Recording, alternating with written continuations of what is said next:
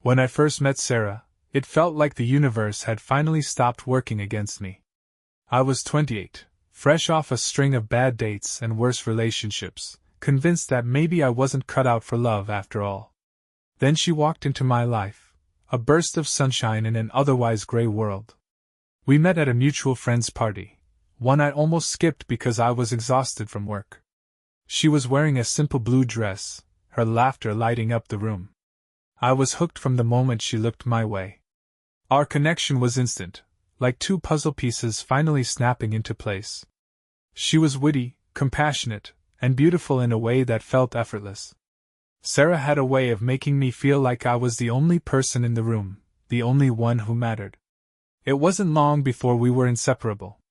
We spent late nights talking about everything, our childhoods, dreams, fears. She wanted to travel the world, to build a life full of adventure and meaning. I wanted to be the one to give her that. Fast forward 8 years, and it seemed like we'd built exactly what we dreamed of. We had a modest house in the suburbs, 2 cars in the driveway, and a golden retriever named Max who acted more like our child than a pet. I had a steady job in IT, and Sarah had climbed the ranks in her marketing firm. On paper, we were the perfect couple. Friends would often comment on how lucky we were to have found each other, how they envied the way we seemed to complete one another. But perfection is a funny thing. It's like a photograph, beautiful to look at, but it doesn't capture the messy, complicated reality behind the scenes. I started noticing the first cracks about a year ago, though I didn't want to admit it at the time. Sarah had become more distant, her laughter less frequent. She started working late more often, claiming that her company was going through a busy season. At first, I didn't think much of it. Everyone goes through stressful periods at work, right? Still, there were moments that gave me pause. Like the time I found her staring at her phone, her face illuminated by the glow of the screen. She didn't notice me at first, and when I asked what she was looking at, she quickly locked the phone and said, "Just emails." Her smile didn't reach her eyes. Or the time she came home from a work dinner, smelling faintly of cologne that wasn't mine. I remember laughing it off, telling myself I was being ridiculous. Maybe it was just one of her coworkers, I thought. Sarah had always been touchy about her personal space. She hated when people invaded it.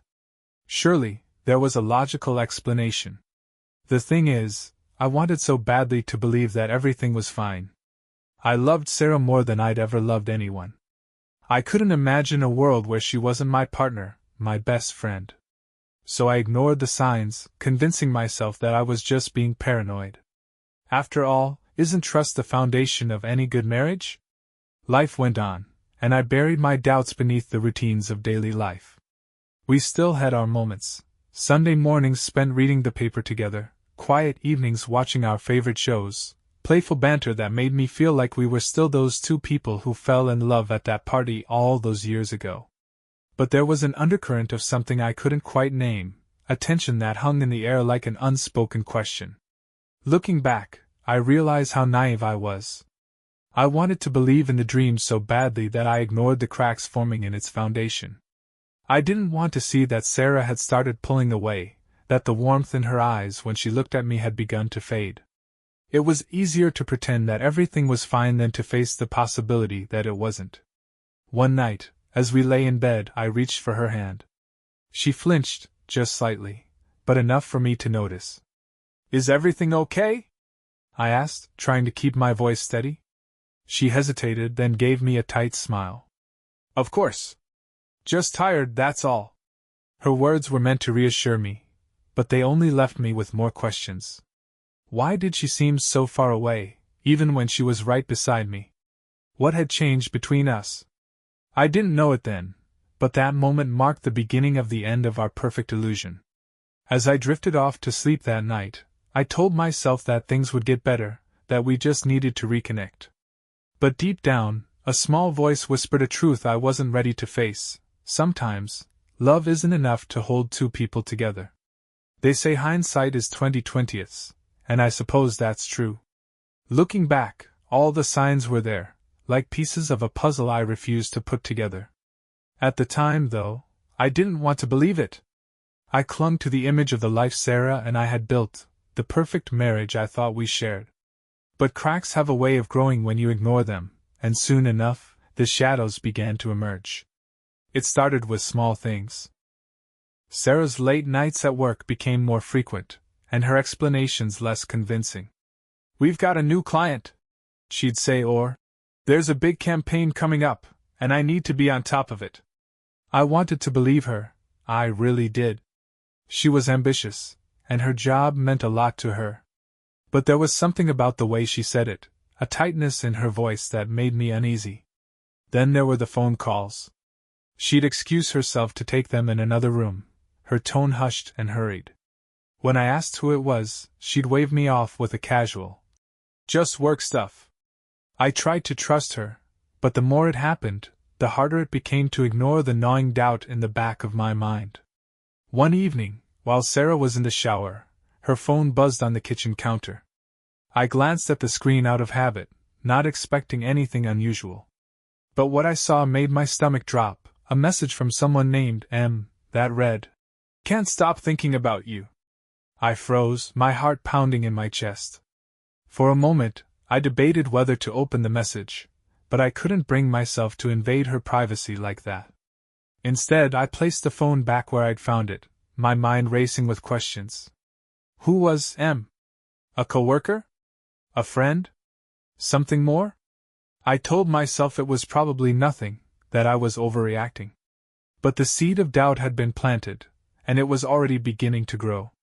A week later, I found a receipt in Sarah's car while looking for a spare charger. It was from an upscale restaurant downtown, the kind of place we'd only go to for special occasions. The date on the receipt was from the previous Tuesday, a night she'd claimed to be working late. I stared at the slip of paper, my chest tightening. She hadn't mentioned going out, and I couldn't remember the last time we'd had a dinner like that together. When I confronted her about it that evening, she didn't even flinch.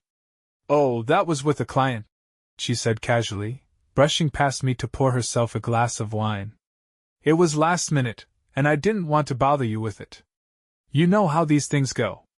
Her explanation sounded plausible, but there was something in her tone that didn't sit right with me. It was too smooth, too rehearsed. I wanted to push further, to ask why she hadn't mentioned it sooner, but the words caught in my throat.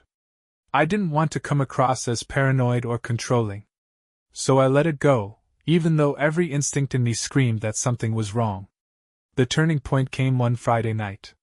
Sarah had left for work early that morning, saying she had a full day of meetings followed by a team dinner.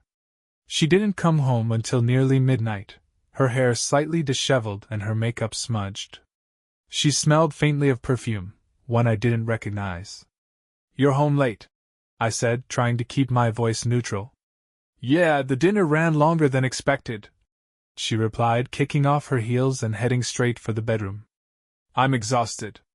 I watched her disappear down the hallway, a heavy weight settling in my chest. Something wasn't adding up, and I couldn't ignore it any longer. I needed answers. The next morning, while Sarah was out running errands, I decided to do something I'd never done before. I went through her phone. My hands trembled as I scrolled through her messages, guilt and desperation warring within me. Most of the conversations seemed harmless, chats with friends, coworkers, her mom. But then I found the thread with My stomach turned as I read the messages. They were flirtatious, intimate, filled with inside jokes and references to moments I wasn't a part of. One message in particular made my blood run cold. "Last night was amazing. I can't wait to see you again." I felt like the ground had been ripped out from under me. My worst fears had been confirmed. Sarah was having an affair. For a long time, I just sat there, staring at the screen. My mind raced with 1,000 questions. How long had this been going on? Who was this person? What had I done to drive her away? I wanted to confront her right then and there, but a part of me wasn't ready. I needed more information, more proof. If I was going to confront Sarah, I wanted to be absolutely certain. Over the next few days, I started paying closer attention to her behavior. I noticed the way she'd smile at her phone when she thought I wasn't looking, the way she'd leave the room to take certain calls. I began keeping track of her schedule, noting the nights she worked late or had dinners with clients. The patterns were impossible to ignore. My breaking point came 2 weeks later. Sarah had told me she was meeting a client for drinks after work, but something about her tone didn't sit right with me. I decided to follow her, my heart pounding with a mix of fear and adrenaline. I hated what I was doing, but I couldn't stand the uncertainty any longer. I parked a few blocks away from the bar she'd mentioned and waited. Sure enough, about an hour later, I saw her step outside. She wasn't alone. A man in a tailored suit joined her, his hand resting casually on the small of her back. They laughed and talked as they walked down the street, completely unaware of my presence. I followed them to a nearby hotel, my heart sinking with every step. When they disappeared inside, I felt like I'd been punched in the gut. The truth was undeniable now. Sarah wasn't just cheating on me, she was living a double life. As I sat in my car, staring at the hotel entrance, a million emotions washed over me: anger, betrayal, heartbreak, disbelief. The woman I thought I knew, the woman I'd built my life with, was a stranger to me now. I didn't know what hurt more, the betrayal itself, or the realization that I'd ignored the signs for so long. When I finally drove home that night, I knew there was no going back. The shadows I'd been trying to ignore had fully taken shape, and there was no escaping them now. The drive home that night felt like a dream, or more accurately, a nightmare I couldn't wake up from. My hands gripped the steering wheel so tightly my knuckles turned white, and my mind replayed the scene outside the hotel on an endless loop. Sarah and the man in the suit. Their laughter. The way he touched her back, so familiar, so casual. It was the kind of intimacy that came from more than just a single night. By the time I pulled into the driveway, I felt hollow, as if someone had reached inside me and scooped out everything I thought I knew about my life. Max greeted me at the door, his tail wagging, blissfully unaware of the storm raging inside me. I gave him a quick pat and went straight to the bedroom, collapsing onto the bed without even bothering to change out of my clothes. Sleep didn't come easily. My thoughts were too loud, my heart too heavy. The next morning, I woke up with a singular purpose: to confirm the full extent of Sarah's betrayal. The texts and the hotel were damning enough, but I needed to know everything: how long it had been going on, who this man was, and why she'd chosen to throw away our life together. I didn't just want answers, I needed them. I spent the day gathering evidence, though it felt more like piecing together the shattered remains of my life. I combed through her emails, her phone records, even her social media accounts. The more I uncovered, the deeper the wound became. The man's name was Mark. He worked with Sarah, though not in her immediate department. From what I could piece together, their affair had started about 6 months ago. The text messages painted a picture of a relationship that was more than just physical. They joked about work, shared inside stories, and even made plans for a future that didn't include me. One text stood out in particular, a dagger straight to the heart. "I wish I could wake up next to you every morning instead of sneaking around like this." Sneaking around. That's all our marriage had become to her, a barrier to the life she wanted with someone else. That evening, as Sarah came home from work, I felt the weight of the truth pressing down on me. I sat in the living room, the evidence spread out on the coffee table in front of me. Texts. Receipts. Photos. My heart pounded in my chest as I waited for her to notice. She walked in, smiling as if nothing had happened, as if she wasn't actively betraying me behind my back. "Hey," she said, setting her purse down. "How was your day?" "Interesting," I replied, my voice colder than I intended. Her smile faltered. "Is something wrong? Why don't you sit down?" I gestured to the couch across from me. She hesitated, her eyes flicking to the table. The moment she saw the evidence, her face drained of color. "Alex, what is this?" "You tell me," I said, struggling to keep my voice steady. "You've been lying to me for months, Sarah.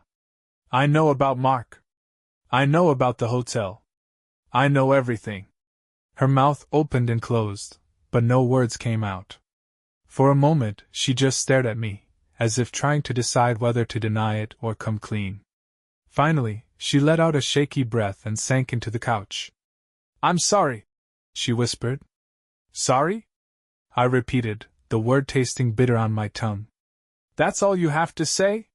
You've been sneaking around with another man, and all you can say is sorry?"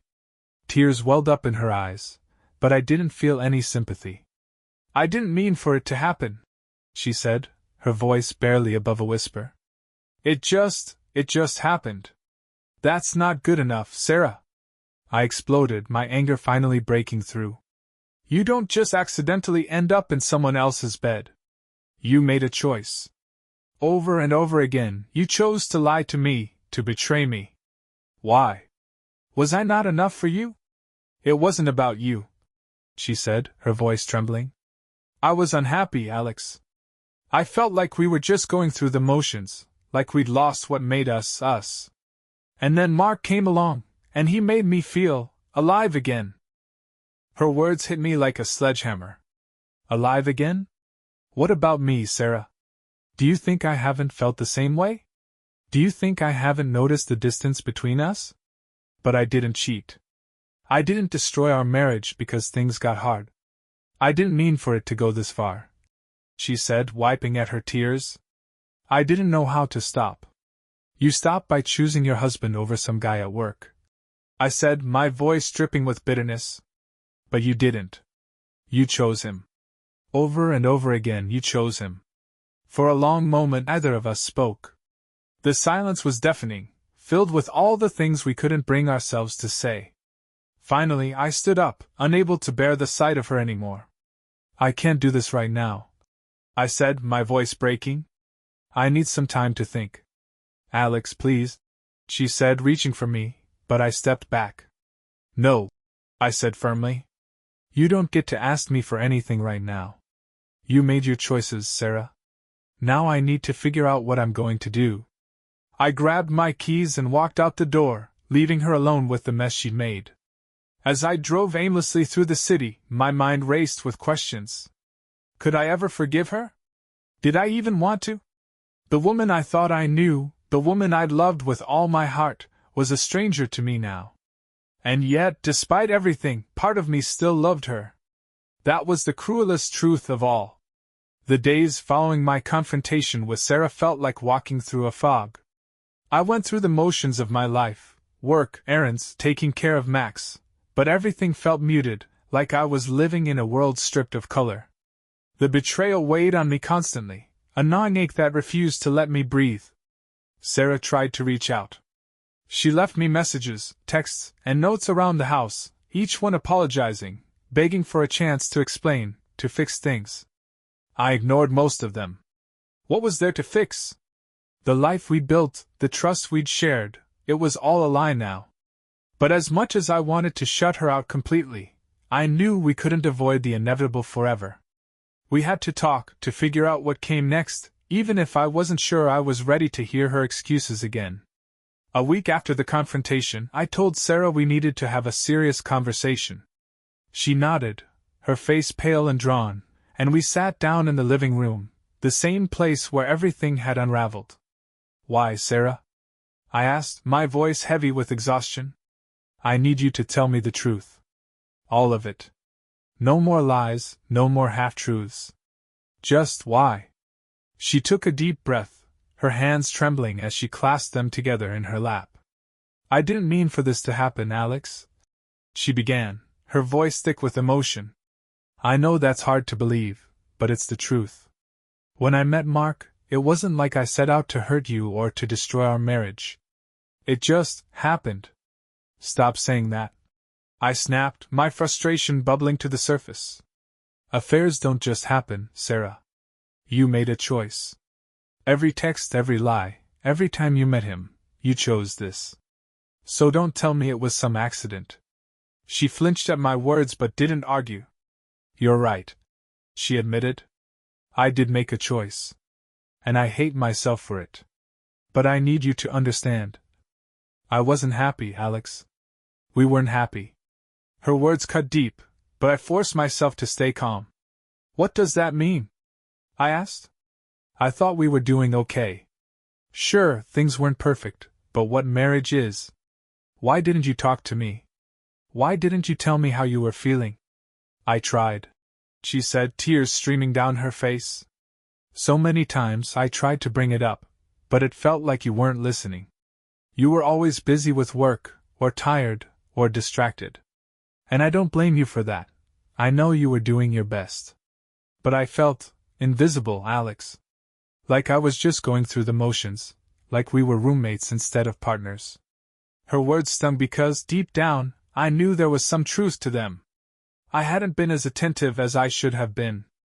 I'd let the routines of life overshadow the love we once shared. But that didn't justify what she'd done. Nothing could.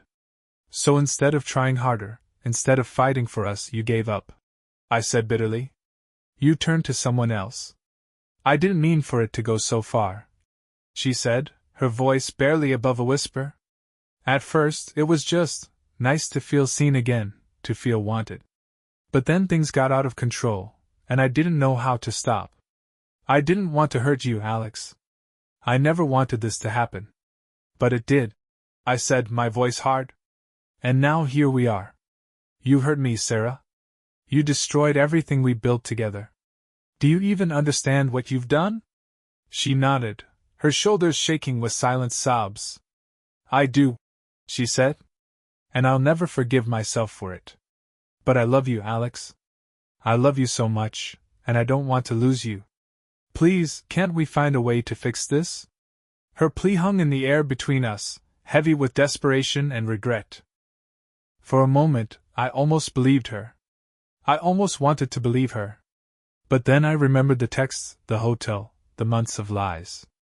How can you say you love me when you've been sleeping with someone else? I asked, my voice cracking.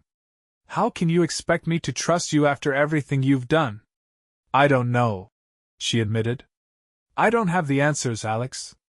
All I know is that I made a horrible mistake, and I want to spend the rest of my life making it up to you. If you'll let me.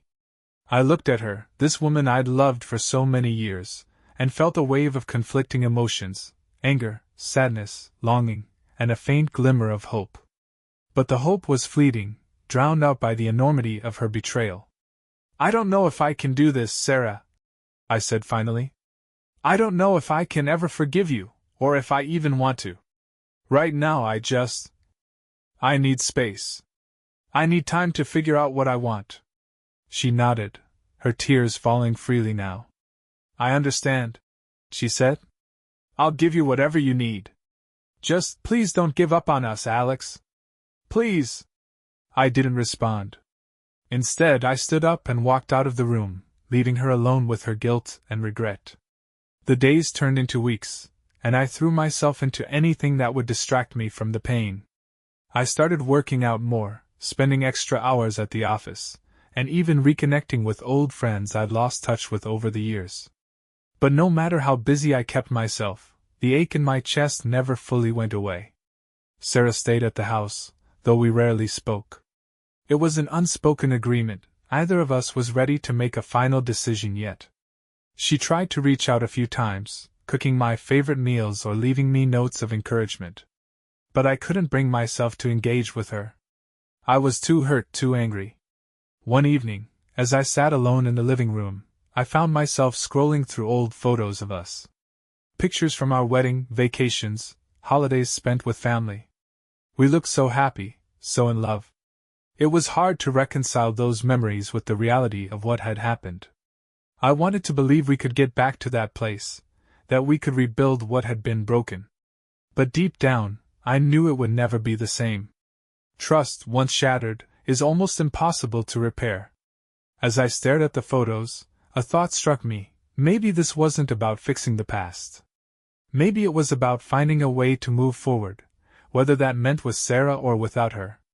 For the first time in weeks, I felt a small flicker of clarity. The road ahead wouldn't be easy, but one way or another, I had to figure out what kind of life I wanted to live. And I couldn't let Sarah, or her betrayal, define it. The decision to leave Sarah was both the hardest and the easiest choice I'd ever made. In the weeks following my realization that our marriage couldn't be salvaged, I wrestled with the weight of it all. Part of me wanted to stay, to believe that we could rebuild the trust that had been shattered. But every time I looked at her, all I could see were the lies, the betrayal, and the shadow of the life she'd shared with someone else. One evening, I found myself sitting on the back porch, a glass of whiskey in my hand and Max lying at my feet. The air was crisp, the stars scattered across the sky like shards of glass.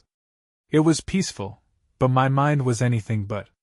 Memories of our life together flooded my thoughts, the laughter, the love, the promises we'd made. It felt like I was mourning a death, the death of the life I thought we had. When Sarah joined me on the porch, I knew it was time. She stood there for a moment, hesitating, before sitting down in the chair next to mine. Her eyes were red, her face pale. She looked like she hadn't slept in days. "Alex," she began, her voice soft and hesitant. "I know I've hurt you more than I can ever make up for. And I know I don't deserve your forgiveness. But I need to know, is there any part of you that still wants to try? Any part of you that believes we can find our way back to each other?" I stared at her, my chest tightening. I wanted to say yes. I wanted to believe that love was enough to overcome everything. But deep down, I knew the truth. "No," I said finally, my voice barely above a whisper. "I don't think we can." Her face crumpled, and for a moment, I thought she might break down completely. But she nodded, tears streaming silently down her cheeks. "I understand," she said, her voice trembling. I'm so sorry, Alex. For everything." "I know," I said, my throat tight. "And I believe you. But sorry doesn't fix this. It doesn't change what happened. And it doesn't make me feel whole again." We sat in silence for a long time, the weight of the moment pressing down on us. Finally, I stood up and turned to face her. "I think it's best if we separate," I said, the words feeling like stones in my mouth. "I don't know what the future holds, but right now, I need to move on. I need to figure out who I am without this pain hanging over me." She nodded again, her hands trembling as she wiped at her tears. "I'll pack some things," she said, her voice barely audible. "I'll stay with my sister for a while." I watched as she walked back into the house, and for the first time in weeks, I felt a strange sense of relief. The decision was made. There was no turning back now. The next few weeks were a blur of logistics, dividing our belongings, sorting out finances, and explaining the situation to friends and family. It was exhausting, both physically and emotionally, but it also felt like a necessary step toward healing. Sarah moved out of the house, and the silence she left behind was deafening. At first, it was hard not to think about her, to wonder if I'd made the right decision. But as the days turned into weeks, I began to feel lighter, freer. The house no longer felt like a prison filled with painful memories. It was just a house, and for the first time in a long time, it felt like mine. I started focusing on myself in ways I hadn't before. I picked up old hobbies I'd abandoned, photography, hiking, even a little woodworking. I spent more time with Max, taking him on long walks through the park and letting him chase squirrels to his heart's content. Slowly but surely, I began to rediscover the parts of myself I'd lost over the years. One day, while walking through the park, I ran into an old friend, Rachel. We'd known each other in college but had lost touch over the years. She was there with her young daughter, who was chasing after a butterfly with a laugh that could melt even the hardest heart. "Alex?" Rachel said, her face lighting up with surprise. "Is that you?" "Hey, Rachel," I said, smiling for what felt like the first time in months. "It's been a while." We spent the next hour catching up, talking about everything from work to family to the twists and turns life had thrown our way. She didn't press me for details about Sarah, and I didn't offer them. It was nice to have a conversation that wasn't weighed down by the baggage of my failed marriage. As we said our goodbyes, Rachel gave me a warm smile. "It was really good seeing you, Alex. Don't be a stranger, okay?" "I won't," I promised, and for the first time, I actually meant it. Months passed, and the wounds Sarah had left behind began to heal. They didn't disappear completely, some scars never do, but they became a part of me, a reminder of what I'd been through and how far I'd come. I filed for divorce, and Sarah didn't fight it. We parted on civil terms, though we rarely spoke after that. She sent me a letter once, a long, heartfelt apology that I read but didn't respond to. It wasn't that I didn't appreciate her words, I did. But I knew that engaging with her wouldn't help either of us move forward. One evening, as I sat on the porch with Max at my feet, I thought about everything that had happened. The pain, the betrayal, the heartbreak. It had all been unbearable at the time. But now, looking back, I realized it had also been a turning point. Sarah's betrayal had forced me to confront parts of myself I'd been ignoring for years. It had pushed me to grow, to change, to become someone stronger. I wasn't the same person I'd been before the affair. I was someone new, someone who had been broken but refused to stay that way. And as I watched the sun set over the horizon, painting the sky in shades of gold and pink, I felt something I hadn't felt in a long time: peace. Life wasn't perfect, and it never would be. But it was mine, and for the first time in a long time, that was enough. Leave a comment with your thoughts on the story.